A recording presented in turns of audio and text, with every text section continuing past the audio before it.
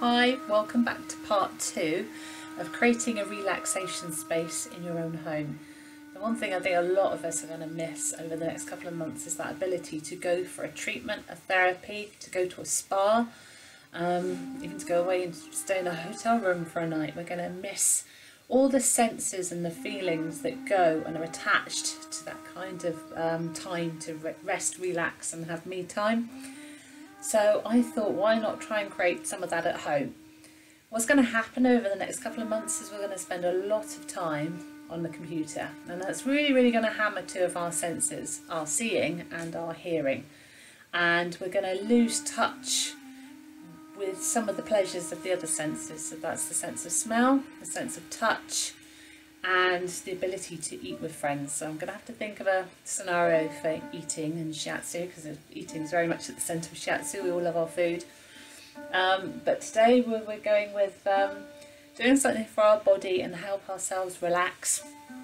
So one of the things I do, so I've got the heat mats warm now from when we started in part 2, got all the cushions ready, and all the candles are on. So there's a really nice scent in here. But the one thing to know about scent is essential oils are very therapeutic, and they start working on the brain very quickly.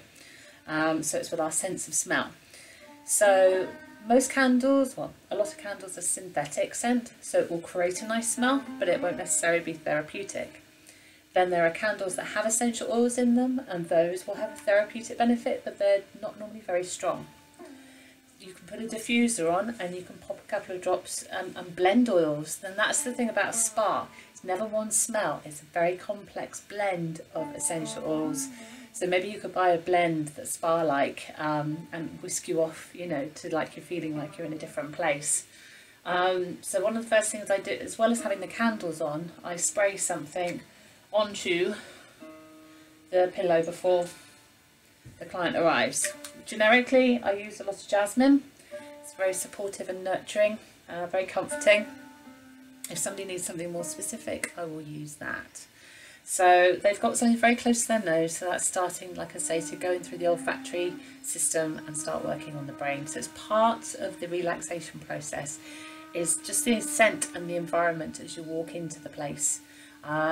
So even I had not been using any oils all week, and so my house was starting to smell different because I have a home clinic. So I thought, gosh, yes, got to start doing therapy for myself.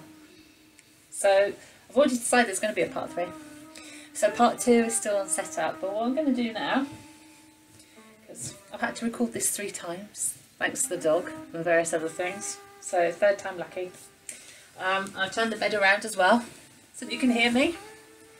So the beauty of being on the ground, because of course you can use your bed, but the beauty of being on the firmness of the ground is, although this is soft, underneath it there's a firmness. And the good thing is we're going to start scanning our bodies and feeling what our body is doing lying on the ground. It's amazing how much of our body isn't flat. You might think if you lie flat on your back you're flat. You're not, and that's what we're going to start picking up on. We're going to start picking up on, does one shoulder stick into the floor more than the other? Does a hip? Does an ankle? And all these things will tell us just how out of alignment our body is. So we're going to do body scanning and we're going to do breathing, but I'm going to go into that more in part 3. Part 2, just finishing the setup. So remember, this was the bolster to go under our knees.